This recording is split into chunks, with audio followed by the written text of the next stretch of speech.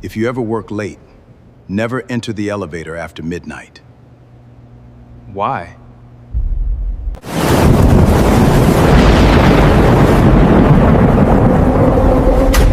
Going up?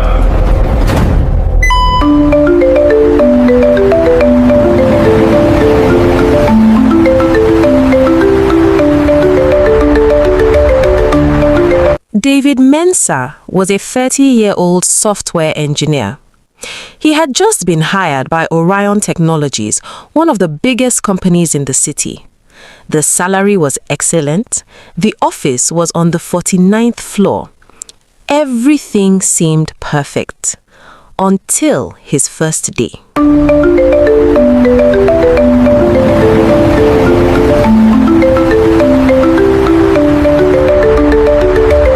David enters the elegant lobby. A gray-haired security guard stops him before he reaches the elevator. The old security guard leaned closer. If you ever work late, never enter the elevator after midnight. David smiled. Why? If you ever work late, never enter the elevator after midnight. Why? The guard's face turned pale. Because after midnight, it doesn't always stop where you ask.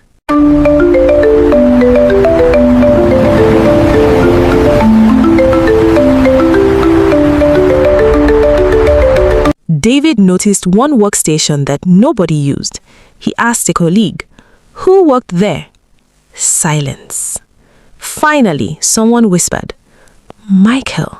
He disappeared 3 months ago. The security cameras never showed him leaving the building."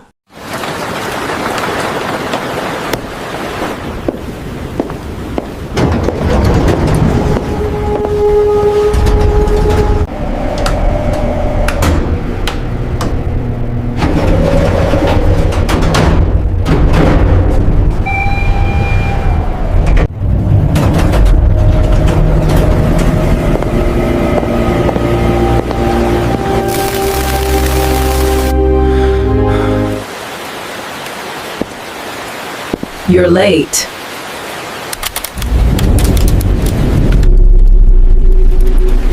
The office is empty. Rain pounds against the windows. David finishes work and checks the time. 12:03 a.m. The only sound is the hum of fluorescent lights.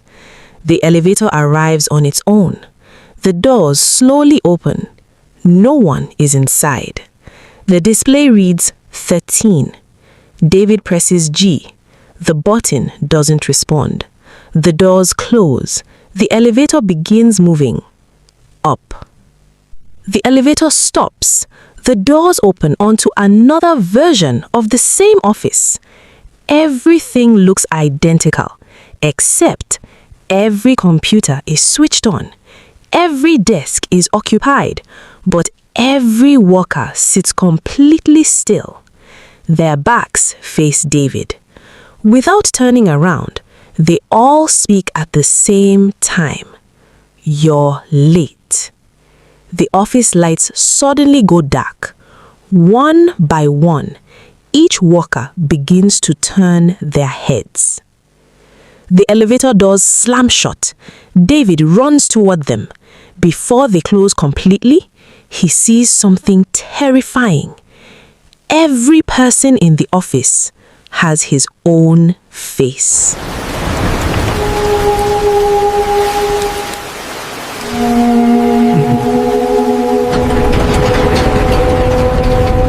David thought the 13th floor didn't exist, but someone or something had been waiting for him, and now it knew his name.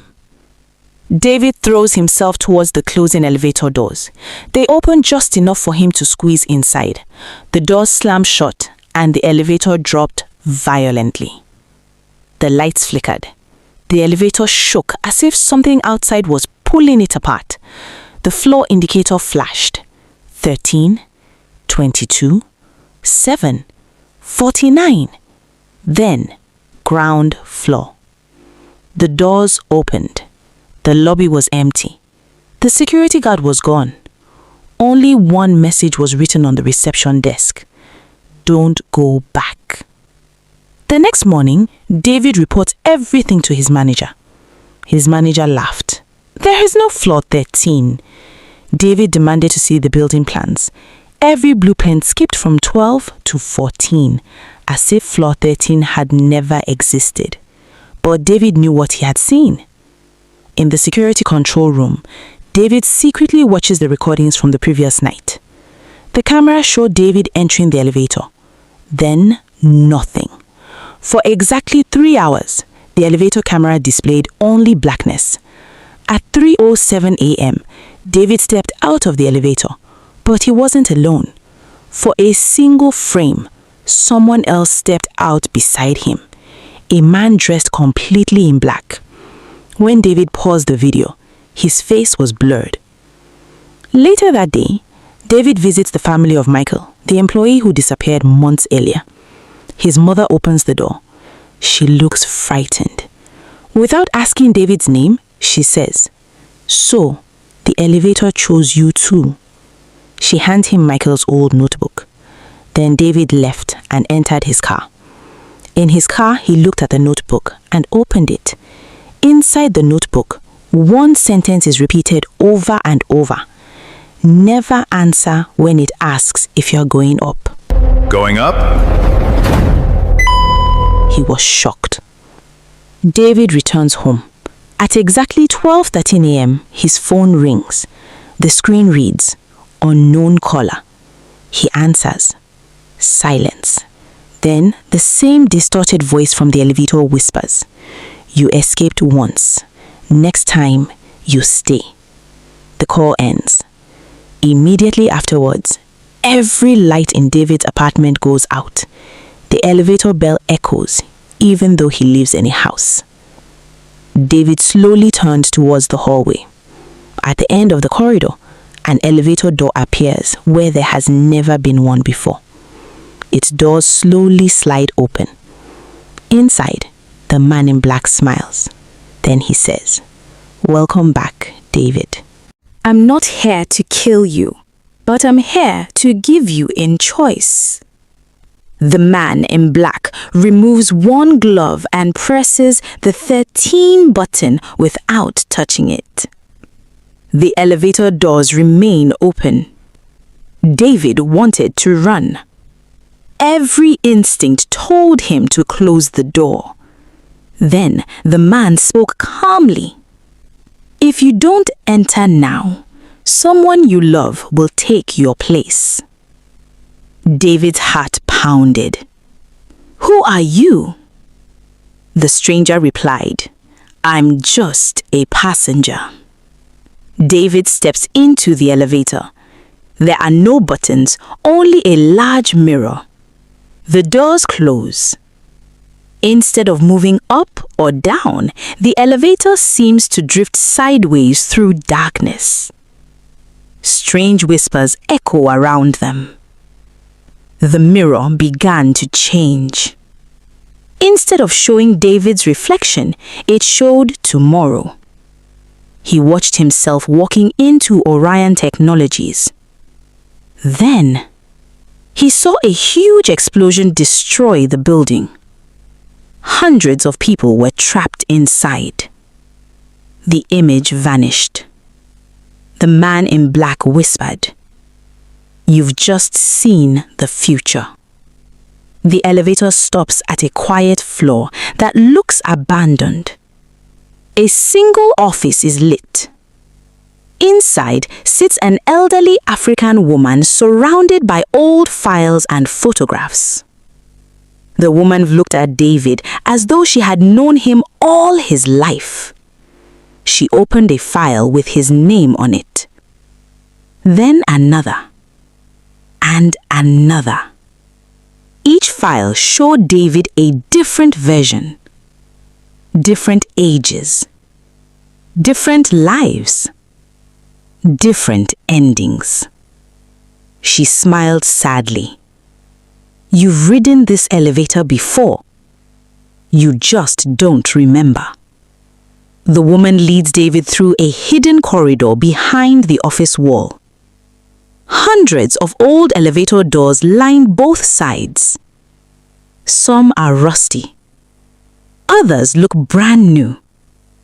Every elevator belonged to a different time. The woman whispered, "This isn't just a building, it's a doorway. And every passenger who enters changes history." The man in black stops before a polished steel door marked 000. He slowly opens it. Inside, David sees a young boy sitting alone. The boy looks up.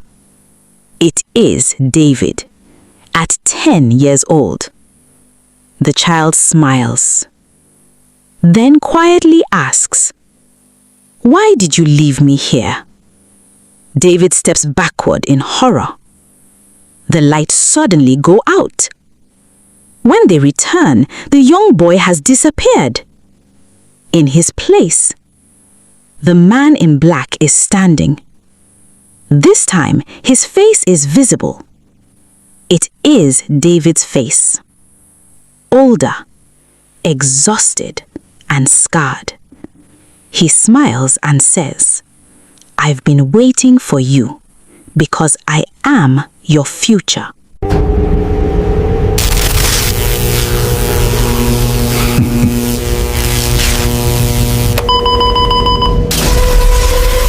The elevator lights flicker violently.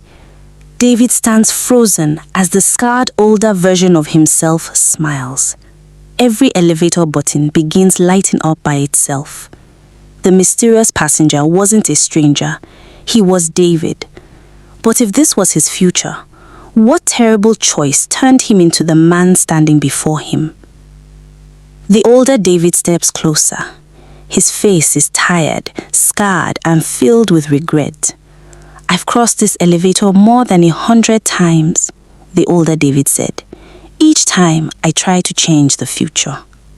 And every time I made it worse." Young David stared in disbelief. "If you're really me, tell me something only I would know." The older David whispered the nickname David's late mother had given him as a child. No one else knew it. Young David's knees weakened.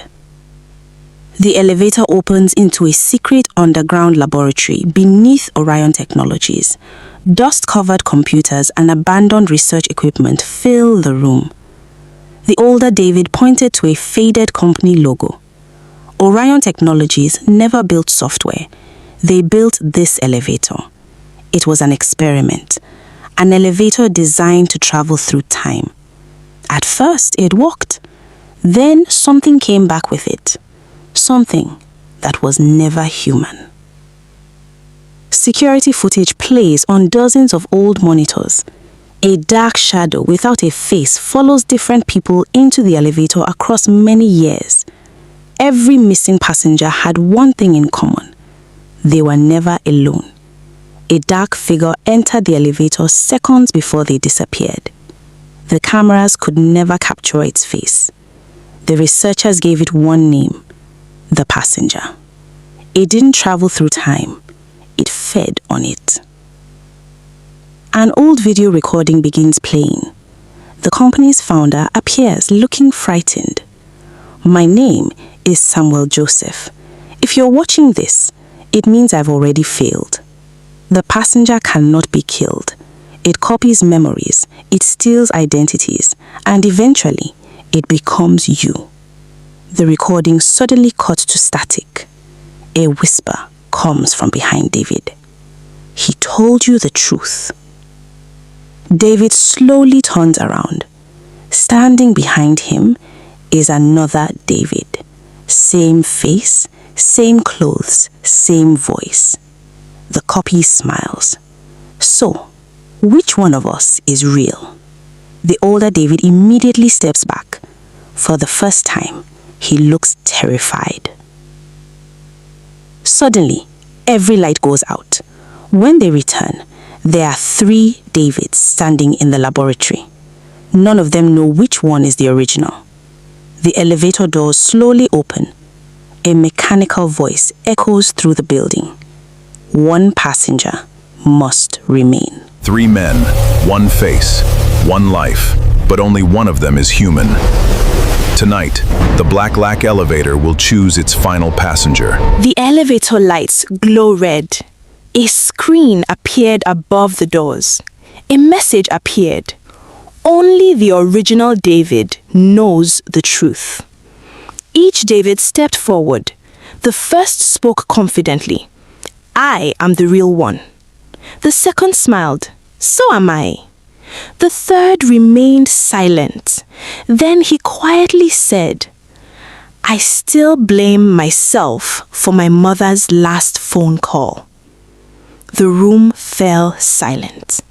The other 2 looked at him and smiled. One of the Davids suddenly begins to change. His skin cracks like glass. Dark smoke pours from his body. His eyes become completely black. The creature laughed. Ha! You humans are so easy to copy. Its body twisted into a tall shadow with hundreds of moving faces. Every face belonged to someone who had disappeared in the elevator over the past 50 years.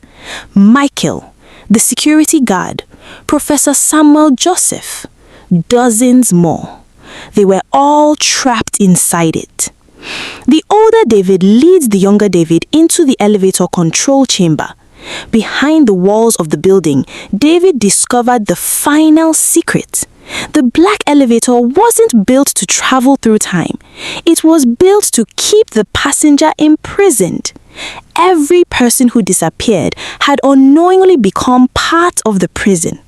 If the elevator ever stopped running, the passenger would be free forever. Warning alarms echo through the building. The city skyline glows outside the windows. The older David looked at his younger self. I've spent years trying to escape. But now I understand. The prison always needs a keeper. He handed David the elevator key. If you leave, it escapes. If you stay, the city survives. The younger David's eyes filled with tears. He finally understood why his future looked so broken. The older David steps into the black elevator one last time. He smiles peacefully. The doors begin to close. Before they shut completely, he says, "Don't make my mistakes." The elevator rises, higher than the building, higher than the clouds, until it disappears into complete darkness. The building becomes silent. For the first time in decades, the black elevator stops moving.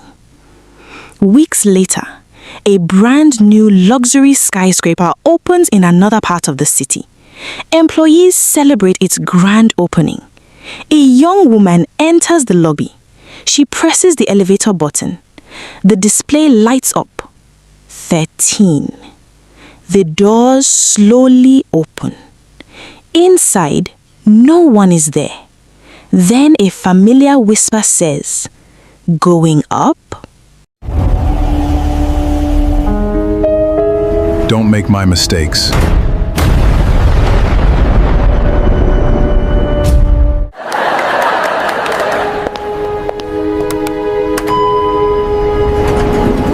Going up? Some doors should never be opened. Some elevators should never be entered. But curiosity has a price.